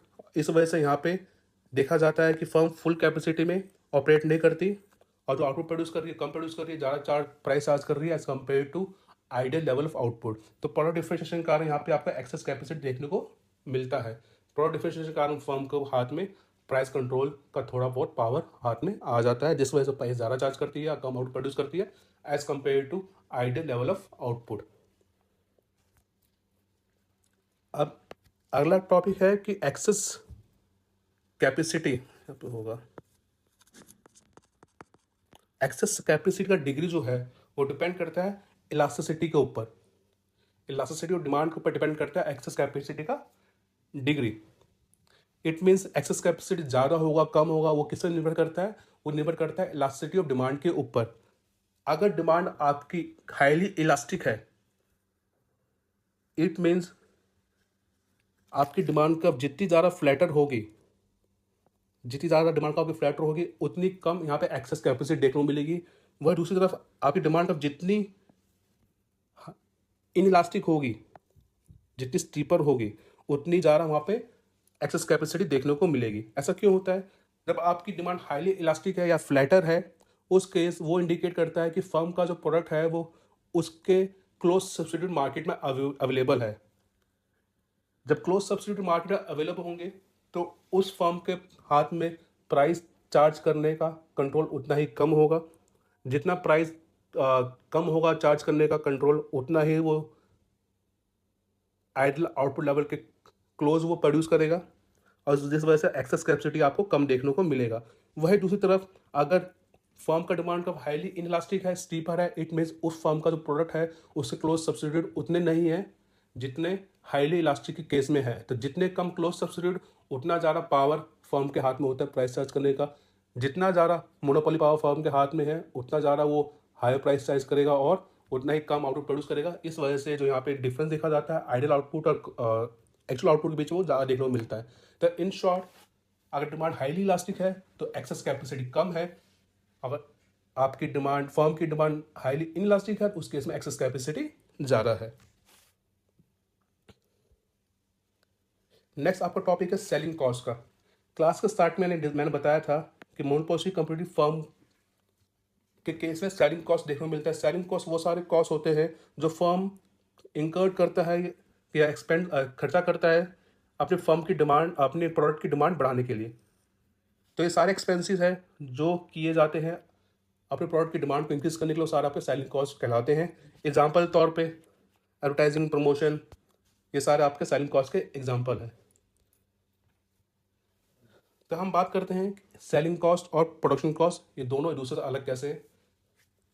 Production cost का मतलब हुआ जो एग्जिस्टिंग डिमांड है मार्केट में, अगर एक फर्म की जो प्रोडक्ट की जो डिमांड है, एक्चुअल डिमांड, जो एग्जिस्टिंग डिमांड जो है उसको फुलफिल करने के लिए जो फर्म जो पैसा खर्च कर रही है उसको बोलते हैं production cost. It means existing demand को फुलफिल करने के लिए फर्म्स को अपने गुड्स प्रोड्यूस करने पड़ेंगे। उस गुड्स को प्रोड्यूस करने के बाद या प्रोडक्ट को प्रोड्यूस करने के बाद उस प्रोडक्ट को फाइनल कंज्यूमर तक पहुंचाना होगा। तो मैन्युफैक्चरिंग कॉस्ट, ट्रांसपोर्टेशन कॉस्ट, वो सारे कॉस्ट आपके प्रोडक्शन कॉस्ट के अंदर आते हैं जो एग्जिस्टिंग डिमांड को फुलफिल करने के लिए किए जाते हैं। उसी प्रकार दूसरी तरफ जो सेलिंग कॉस्ट है, इसका मकसद होता है फर्म के प्रोडक्ट की डिमांड बढ़ाना। तो वो सारे एक्सपेंसेस जो फर्म की प्रोडक्ट की डिमांड को बढ़ाने के लिए किए जाते हैं वो सेलिंग कॉस्ट के अंदर आते हैं। और वो सारे एक्सपेंसेस जो फर्म के प्रोडक्ट की जो एग्जिस्टिंग डिमांड है उसको फुलफिल करने के लिए किए जाते हैं वो आपके प्रोडक्शन कॉस्ट कहलाते हैं। तो इस केस में मोनोपोली कंपीटिटिव मार्केट केस में प्रोडक्शन कॉस्ट और सेलिंग कॉस्ट दोनों देखने को मिलता है। पहली बात तो प्रोडक्शन कॉस्ट, जो एग्जिस्टिंग डिमांड है उसको फुलफिल करना है, तो गुड्स प्रोड्यूस करने हैं, ट्रांसपोर्ट करना है, फाइनल कंज्यूमर तक पहुंचाना है, ये आपका प्रोडक्शन कॉस्ट हो गया। देन आपका सेलिंग कॉस्ट है, फर्म यहाँ पे compete कर रही है बाकी दूसरे फर्म्स के साथ भी, तो उसका एम होता है या उसका गोल होता है कि वो अपनी प्रोडक्ट की डिमांड बढ़ाए, और प्रोडक्ट डिमांड बढ़ाने के लिए जो पैसा एक्सपेंड करती है, खर्च करती है थ्रू एडवर्टाइजिंग, प्रमोशन, ये सारा आपका सेलिंग कॉस्ट के अंदर आ जाता है। अब हम देखते हैं सेलिंग कॉस्ट अलग अलग मार्केट स्ट्रक्चर केस में। परफेक्ट कॉम्पिटिशन केस में सेलिंग कॉस्ट देखने को नहीं मिलता है, यहाँ पे सेलिंग कॉस्ट नहीं होता है। क्यों नहीं होता है? क्योंकि परफेक्ट कॉम्पिटिटिव केस में जो गुड्स जो प्रोड्यूस कर रही है फर्म वो होमोजेनियस नेचर के होते हैं। इट मीन्स वो सारे गुड्स जो प्रोड्यूस किए जा रहे हैं फर्म्स के द्वारा वो एक दूसरे के परफेक्टली सब्स्टिट्यूट है, क्लोज सब्स्टिट्यूट नहीं है, परफेक्टली सब्स्टिट्यूट है, ये होमोजेनियस नेचर के होते हैं। तो इस केस में एडवर्टाइजिंग पे खर्चा नहीं किया जाता। सिंस द फर्म, सारे फर्म्स का जो प्रोडक्ट है वो एक जैसा है, परफेक्टली सब्स्टिट्यूट है, तो उस केस में फर्म्स के पास इंसेंटिव नहीं होता एडवर्टाइजिंग करने का। तो परफेक्ट कॉम्पिटिशन केस में सेलिंग कॉस्ट देखने को नहीं मिलता। दूसरा मोनोपोली केस में क्या, सिंगल सेलर है, उसके गुड्स का कोई क्लोज सब्स्टिट्यूट अवेलेबल नहीं है मार्केट में, तो फर्म के पास ज़रूरत नहीं है एडवर्टाइजिंग पैसा खर्च करने की, करती है बट उतना नहीं करती जितना monopoly competitive firm market case में फर्म्स करती है। तो परफेक्टली कॉम्पिटिटिव मार्केट केस में कोई सेलिंग कॉस्ट नहीं है। क्यों? क्योंकि यहाँ पे गुड्स बनाए जा रहे हैं वो सारे आपको होमोजेनियस नेचर के हैं। मोनोपोली केस में सिंस यहाँ पे एक सिंगल सेलर है, उसका कोई क्लोज सब्स्टिट्यूट नहीं है, तो मोनोपोली केस में फर्म को नीड नहीं होती एड्स प्रमोशन करने की उतनी जितनी मोनोपोली कॉम्पिटिटिव फर्म को देखने को मिलती है। तो इस केस में एडवर्टाइजिंग होती है बट उतनी नहीं होती जितनी मोनोपोली कॉम्पिटिटिव फर्म करती है। मोनोपोली कॉम्पिटिटिव फर्म के केस में कंपटीशन बहुत ज़्यादा होता है कि यहाँ पर गुड्स जो प्रोड्यूस हो रहे हैं वो आपके डिफरेंशिएटेड नेचर के हैं। इट मीन्स वो दोनों फर्म्स के गुड्स आपस में क्लोज सब्स्टिट्यूट है एक दूसरे के, तो यहाँ पे होड़ लगी रहती है कि फर्म्स के द्वारा कि वो अपने गुड्स की डिमांड मार्केट में बढ़ा, तो उसके लिए वो सेलिंग कॉस्ट इंकर करती है, एडवर्टाइजिंग करती है। एडवर्टाइजिंग करने से सेलिंग कॉस्ट बियर करने से फर्म की डिमांड जो है बढ़ जाती है, जिसके कारण फर्म की डिमांड राइट पर शिफ्ट होती है और फर्म ज़्यादा क्वांटिटी सेल कर सकता है सेम प्राइस पे, मतलब बेसिकली सेल्स फर्म की बढ़ जाती है। तो इस वजह से मोनोपोली कॉम्पिटिटिव मार्केट केस में फर्म्स दोनों कॉस्ट बियर करती है, प्रोडक्शन कॉस्ट और सेलिंग कॉस्ट। इस वजह से टोटल कॉस्ट जो है मोनोपोली कॉम्पिटिटिव मार्केट केस में वो प्रोडक्शन कॉस्ट इंक्लूड करती है, साथ साथ सेलिंग कॉस्ट भी इंक्लूड करती है। So selling cost market structure के केस में देखा जाए, परफेक्ट कॉम्पिटिटिव केस में मार्केट स्ट्रक्चर में सेलिंग कॉस्ट जीरो होता है। मोनोपोली केस में सेलिंग कॉस्ट देखने को मिलता है बट उतना नहीं जितना मोनोपोली कॉम्पिटिटिव मार्केट केस में देखा जाता है।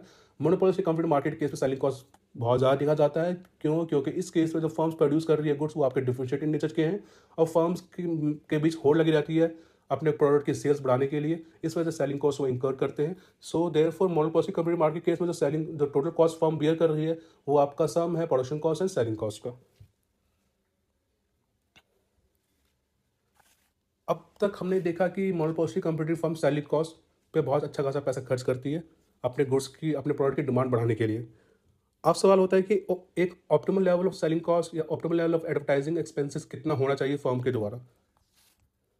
सो मोनोपोली कंपीटिटिव मार्केट केस में फर्म्स को optimum level of advertising cost जो डिटरमाइन होता है वो इस फॉर्मूला के थ्रू डिटरमाइन होता है, जो कि कह रहा है ए डिवाइडेड पी क्यू, जहाँ पे ए है एडवर्टाइजिंग एक्सपेंडिचर है, पी क्यू आपका टोटल सेल्स है, जहाँ पे पी आपका प्राइस है, क्यू आपका क्वांटिटी सोल्ड है।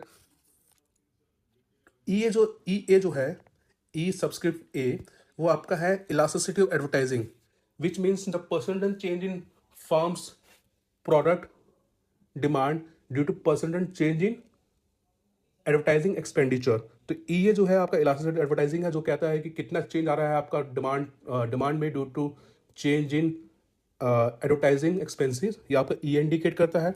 ई डी यहाँ पे है इलास्टिसिटी डिमांड आपका है, ई डी आपका यहाँ पे है प्राइस इलास्टिसिटी डिमांड।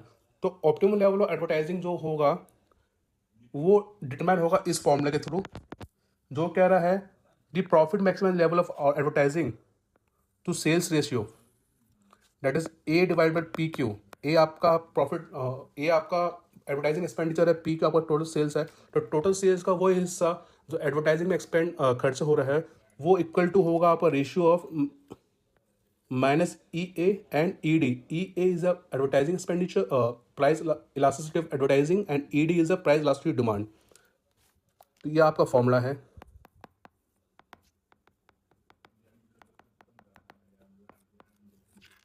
ये फॉर्मूला ये बताता है अगर ईडी की वैल्यू ज़्यादा है या प्राइस इलास्टिसिटी डिमांड बहुत ज़्यादा है, उस केस में एडवर्टाइजिंग टू सेल्स रेशियो आपका गिर जाएगा। इट मीन सेल्स का जो प्रोपोर्शन एडवर्टाइजिंग में खर्च होगा वो कम होगा। अगर दूसरी तरफ अगर आपका ई ए ज़्यादा है, डेट इज इलास्टिसिटी एडवर्टाइजिंग आपका ज़्यादा है, ये पोर्शन ज़्यादा है, तो ये इंडिकेट करता है आपका एडवर्टाइजिंग टू सेल्स रेशियो का बढ़ जाएगा। इट मीन सेल्स में जो सेल्स का जो पोर्शन एडवर्टाइजिंग खर्च हो रहा है वो बढ़ जाएगा। तो ये आपका था कंक्लूजन, ये आपका था फॉर्मूला। इसके बेस पे हम एक एग्जांपल, एक न्यूमेरिकल क्वेश्चन सॉल्व करते हैं तो जिससे आपको ज़्यादा क्लैरिटी होगी। कह रहा है एक क्वेश्चन की इलास्टिसिटी डिमांड जो फर्म के प्रोडक्ट की है -2.5 है, ये आपका हो गया ई डी। एडवर्टाइजिंग इलास्टिसिटी है वो 0.25 है, ये आपका ई ए हो गया। तो पहला सवाल है कि आपको निकालना है optimal advertising to sales ratio, basically आपको ए डिवाइडेड पी क्यू निकालना है।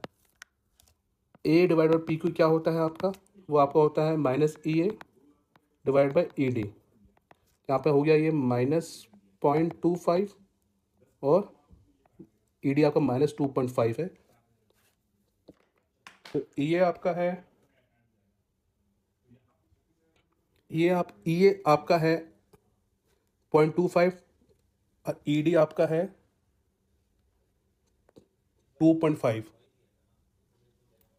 तो ये निकल के आपका आ जाएगा, माइनस से माइनस कट गया 0.1। तो यहाँ पे ए बाई पी क्यू क्या निकल के आया 0.1, that is 10%। It means at optimal level firm जो है अपने सेल्स का 10% एडवर्टाइजिंग पे खर्च करेगी on the basis of these values. अगर ई ए आपका 0.25 है, that is elasticity of advertising आपका 0.25 है और इलास्टिसिटी डिमांड आपका -0.25 है, तो उस केस में फर्म का ऑप्टिमम लेवल जो एडवर्टाइजिंग आएगा वो सेल्स का 10% होगा। It means A by P Q आपका 0.1 एट 10% यहाँ पे निकल के आया। सेकंड है पार्ट बी जो है वो कह रहा है अगर फर्म्स का रेवेन्यू 60,000 है, अगर फर्म्स का सेल्स 60,000 है, उस केस में profit maximizing level of advertising क्या होगा। जैसे हमने फर्स्ट पार्ट में देखा कि profit maximum level of advertising जो है 10% है सेल्स का। सेल्स यहाँ पे 60,000 की है, इसका 10% कितना होगा 6,000।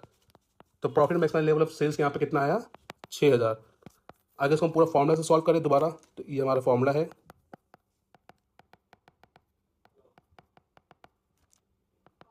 ए 60,000 minus 0.25 2.5 A equal to 60,000 into 0.1 that is 6,000। तो वही 6,000 निकल के आ गया आपका profit maximum level of advertising. तो ये था आपका सेलिंग कॉस्ट का कॉन्सेप्ट, जिसमें हमने देखा सेलिंग कॉस्ट और प्रोडक्शन कॉस्ट के बीच क्या डिफरेंस है।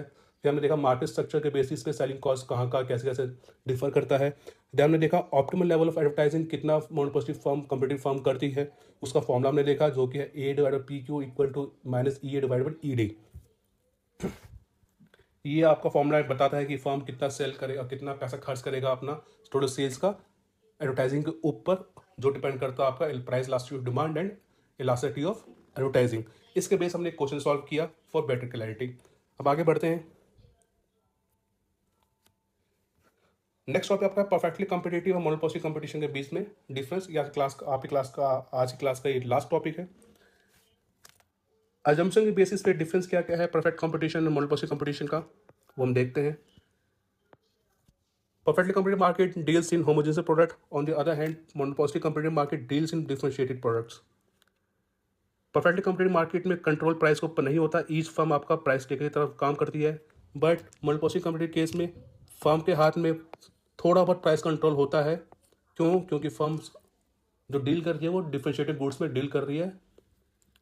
परफेक्टली कंपनी मार्केट केस में परफेक्ट नॉलेज देखने को मिलता है। हम अज्यूम करके चलते हैं कि बायर्स और सेलर्स को परफेक्टली कंपीटिटिव मार्केट में फुल नॉलेज है मार्केट कंडीशन की।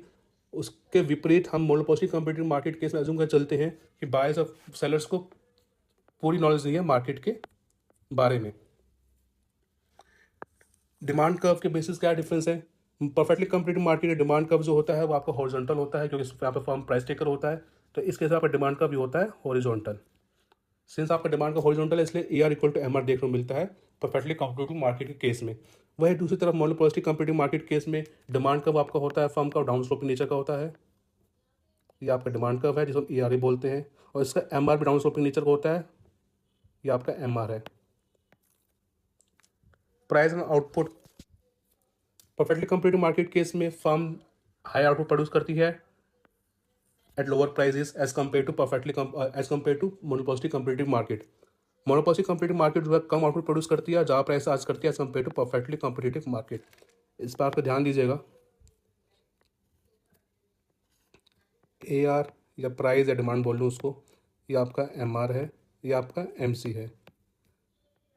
मोनोपोस्टिक कंपनी मार्केट ऑपरेट कर रहा है MR/MC पे, इतना आउटपुट प्रोड्यूस कर रहा है Q1, और प्राइस चार्ज कर रहा है ये P1। Monopolistic company market perfectly company market operate करता है P इक्वल टू MC पे। ये आपका हो गया परफेक्टली कंपीटिटिव मार्केट का आउटपुट Q2, प्राइस P2। तो यहाँ पर देख सकते हैं जो परफेक्टली कंपीटिटिव मार्केट का आउटपुट है वो ज़्यादा है as compare to monopolistic competitive market के आउटपुट का, फर्म के आउटपुट का। वही दूसरी तरफ परफेक्टली कंपीटिटिव मार्केट के केस में फर्म का जो प्राइस है वो कम है as compare to monopolistic competitive market के केस में फर्म के प्राइस से। तो यहाँ पर देख सकते हैं परफेक्टली मोनोपोलिस्टिक कंपीटिटिव मार्केट का जो आउटपुट है कम है और प्राइस ज़्यादा है as compare to perfectly competitive market. Price और margin revenue perfectly company market case में प्राइस इक्वल टू MR होता है। क्यों? तो यहाँ पे डिमांड का आपका इलास्टिक होता है, डेट हॉरिजॉन्टल होता है। मोनोपोस्टिक केस में डिमांड आपकी इलास्टिक होती है। परफेक्टली कंपनी मार्केट केस में परफेक्टली इलास्टिक होता है डिमांड, इसलिए हॉरिजॉन्टल डिमांड कब होता है, इस वजह से आपका प्राइस इक्वल टू MR निकल के आता है। ये हम डिस्कस कर चुके हैं अपने परफेक्टली कंपनी मार्केट के केस में। अगर आपको डाउट है आप वो क्लास आपकी रेफर कीजिएगा। मोनोपोस्टिक मार्केट केस में डिमांड आपका इलास्टिक होता है, डाउन स्लोपिंग होता है। इस केस में प्राइस जो है MR से ज़्यादा निकल के आता है, जहाँ पे हमने देखा भी डाउन स्लोपिंग नीचे का डिमांड कर्व है और MR उसके बिलो लाइक करता है। Selling cost perfectly company market case में नहीं देखा जाता, क्योंकि होमोजेनियस गुड्स में डील करते हैं फर्म्स। इस केस में मोनोपोस्टिक मार्केट केस में देखा जाता है सेलिंग कॉस्ट। लॉन्ग निकल अटेन होता है price equal to minimum LAC पे, जो इस केस में अटेन होता है, मोनोपोस्टिक केस में अटेन होता है जहाँ पे डिमांड कर्व और LAC कर्व टेंजेंट होता है। एक्सेस कैपेसिटी परफेक्टली कंपनी के मार्केट केस में एक्सेस कैपेसिटी नहीं होता, क्योंकि फर्म ऑपरेट करती है it long run minimum point of LAC। मतलब परफेक्टली कंपनी मार्केट केस में जो फर्म आउटपुट प्रोड्यूस कर रही है वो आपका आइडियल लेवल ऑफ आउटपुट है। वही दूसरी तरफ मोनोपोस्टिक केस में एक्सेस कैपेसिटी देखने को मिलता है। इट मीन्स जो फर्म का जो एक्चुअल लेवल आउटपुट है वो कम है आइडियल लेवल ऑफ आउटपुट से। एलोकेटिव एफिशिएंसी का मतलब है production at the point where P equal to MC। So perfectly competitive firm allocative efficiency achieve करती है, वही दूसरा monopolistic competitive firm allocative efficiency achieve नहीं करती, जिस वजह से डेटा लॉस भी देखने को मिलता है मोनोपोस्टिक कंपीटिटिव फर्म के केस में। Supply curve monopolistic perfectly complete case में सप्लाई कर्व आप ड्रॉ कर सकते हैं, दोनों के लिए, फर्म के लिए भी और इंडस्ट्री के लिए भी। मोनोपोस्टिक कंप्लीट केस में आप सप्लाई कर्व ड्रॉ नहीं कर सकते। क्यों? क्योंकि यहाँ पे जो गुड्स है वो डिफरेंशिएटेड नेचर के हैं। इंडस्ट्री के अंदर अलग अलग ग्रुप्स है प्रोडक्ट के, आप इंडस्ट्री का सप्लाई का ड्रॉ नहीं कर सकते इस केस में, मोनोपोस्टिक कॉम्पिटिटिव मार्केट के केस में। तो ये था आपका comparison perfectly competitive market and monopolistic competitive market का। इसी के साथ आपका जो ये लेक्चर है मोनोपोस्टिक कॉम्पिटिटिव मार्केट का वो ख़त्म होता है। ये आपका बेसिक लेक्चर था मोनोपोस्टिक कॉम्पिटिटिव मार्केट का। अंडर ग्रेजुएट लेवल तक आपको ये पढ़ाया जाता है और आपके सवाल जो पीजीटी में इन्हीं टॉपिक में जो आप पढ़ाया गया उन्हीं से अभी तक देखा गया है कि इन्हीं टॉपिक से आपके सवाल पूछे गए आपके पीजीटी एग्जाम में। इसका एडवांस वर्जन है इस टॉपिक का, वो है चैम्बरलिन का मॉडल। मोनोपोस्टिक कॉम्पिटिटिव मार्केट में बहुत बड़ा योगदान है चैम्बरलिन का। उन्होंने कुछ मॉडल्स दिए हैं, 3 मॉडल्स हैं, वो आपका हायर लेवल ऑफ स्टडीज़ में पढ़ाया जाता है, लाइक पीजी में पढ़ाया जाता है, बट उससे अभी तक कोई सवाल देखने को नहीं मिले आपके एग्जाम में।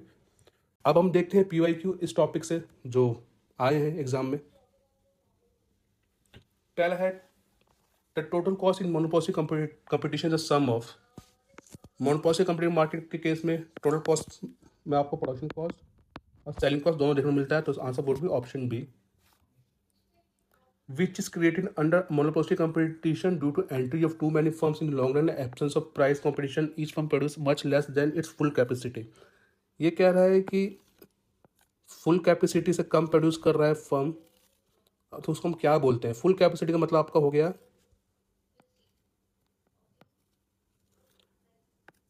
Output at minimum level of average cost. तो फर्म एक्चुअली ऑपरेट कर रहा है पॉइंट ई पे और क्यू स्टार अपना प्रोड्यूस कर रहा है। ये फर्म का एक्चुअल आउटपुट है मोनोपोस्टिक कंपटीटिव फर्म का। But full capacity level output या आइडियल लेवल आउटपुट है वो आपका आता है मिनिमम पॉइंट ऑफ LAC से, जो कि ये है क्यू डबल स्टार आपका फुल कैपेसिटी आउटपुट है या फिर आइडियल लेवल आउटपुट है, बट एक्चुअल आउटपुट यहाँ पे क्यू स्टार है, जो इंटरसेक्शन पॉइंट्स आ रहा है MRMC के। तो इसके डिफरेंस हम क्या बोलते हैं? इसका डिफरेंस बोलते हैं हम एक्सेस कैपेसिटी। तो मोनोपोस्टिक फर्म के केस में एक्सेस कैपेसिटी देखने को मिलता है, तो उसका आंसर क्या होगा? Option C. अगला क्वेश्चन है which of the following statements correct. Perfect competition case में फर्म प्रोड्यूस करते हैं आइडेंटिकल गुड्स या होमोजेनियस गुड्स, या स्टेटमेंट ठीक है। मोनोपोलिस्टिक कंपटीशन केस में फर्म्स प्रोड्यूस करते हैं स्लाइटली डिफरेंशिएटेड गुड्स या प्रोडक्ट डिफरेंशिएशन देखने को मिलता है, तो ये स्टेटमेंट ठीक है। तो दोनों स्टेटमेंट आपके ठीक है, तो option C would be the correct answer. अगला क्वेश्चन है what does monopolistic competition have in common with monopoly. Monopolistic और मोनोपोलिस्ट के बीच में क्या चीज़ कॉमन है? Large number firms. Monopolistic competitive में होता है बट मोनोपोली में नहीं होता, मोनोपोली में केस में सिर्फ एक फर्म होता है, तो ये स्टेटमेंट गलत है। Down slope in demand curve. Monopolistic competitive firm और मोनोपोली के केस में डिमांड कर्व होता है फर्म का और डाउन स्लोप नीचे का होता है, तो ये स्टेटमेंट ठीक है आपका। And option would be B, that is only second. अगला क्वेश्चन है कह रहा है firms in monopolistic competition have demand curve. Monopolistic competition case में फर्म का डिमांड कर्व होता है वो कैसा होता है? वो डाउन स्लोप के नीचे का होता है, यू शेप नहीं होता, तो option B would be correct answer, that is only second. ये कह रहा है 6th क्वेश्चन कह रहा है कि when firms in monopolistic competition are making economic profit. अगर फर्म्स इकोनॉमिक प्रॉफिट, जिसको हम सुपर नॉर्मल प्रॉफिट भी बोलते हैं, अगर firm super normal profit earn कर रहा है perfect monopolistic competitive market case में, उस केस में नए फर्म्स जो है उसको देख के इंडस्ट्री में एंटर करेंगे। जैसे न्यू फर्म्स मार्केट में एंटर करेंगे उससे क्या होगा? जो हर फर्म का शेयर है, मार्केट शेयर, वो कम हो जाएगा, जिसकी वजह से डिमांड कर्व जो है फर्म की वो डिक्रीज हो जाएगी और वो लेफ्ट पर शिफ्ट हो जाएगी। तो आंसर आपके हो गए both statement correct, that is answer option C would be the answer, that is both 1 and 2। 7th question कह रहा है in monopolistic competition market structure single buyer नहीं होता, ये स्टेटमेंट गलत है। The products are not different at all. Product differentiation देखा जाता है मोनोपोलिस्टिक कंपटीटिव मार्केट केस में। फ्री एंट्री एग्जिट देखा जाता है, option C would be the correct answer. So monopolistic competitive market के केस में फ्री एंट्री एग्जिट देखने को मिलता है। नेक्स्ट क्वेश्चन है कह रहा है elasticity of average revenue curve under monopolistic competition is. Average revenue क्या होता है? आपका डिमांड होता है, तो आपकी डिमांड कर्व की बात हो रही है यहाँ पे कि डिमांड कर्व का इलास्टिसिटी क्या होता है मोनोपोलिस्टिक कंपटीटिव मार्केट केस में। अगर हम डिमांड कर्व को कंपेयर करें मोनोपोली और मोनोपोलिस्टिक कंपटीटिव फर्म के, तो दोनों का फर्म का डिमांड कर्व आपका डाउन स्लोपिंग होता है, बट दोनों में डिफरेंस ये है कि मोनोपोलिस्टिक कॉम्पिटिटिव फर्म का डिमांड कर्व होता है वो इलास्टिक होता है as compare to monopoly firm. तो इसका आंसर होना चाहिए elastic demand, that is it means it is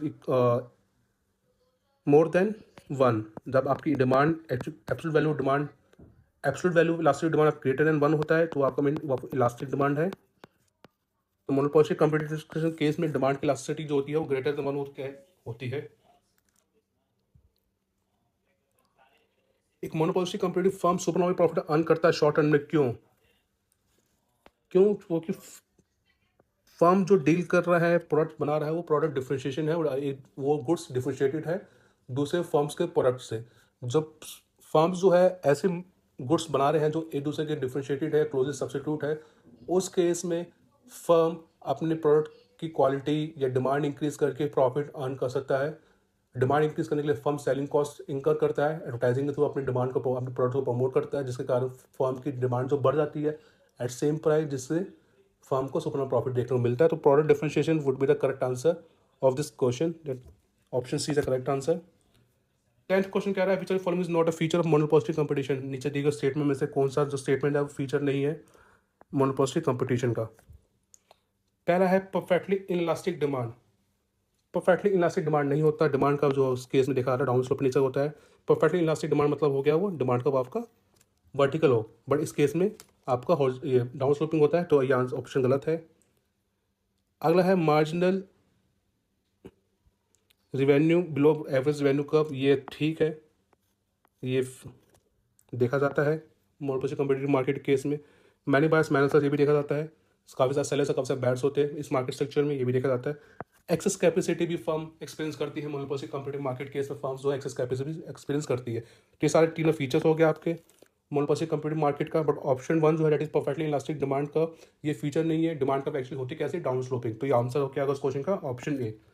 तो ये थे आपके 10 क्वेश्चन जो इस टॉपिक से आपके प्रीवियस 3-4 एग्जाम्स के अंदर आए हैं, विच मीन्स 3-4 क्वेश्चन एग्जाम में पूछे जा रहे हैं इस टॉपिक से, विच इंडिकेट्स कि ये टॉपिक आपके लिए एग्जाम पॉइंट ऑफ व्यू से इंपॉर्टेंट है। तो इसी साथ आपका ये टॉपिक खत्म होता है। मिलते हैं आपसे बहुत ही जल्द नेक्स्ट टॉपिक के साथ नेक्स्ट क्लास में। तब तक के लिए धन्यवाद।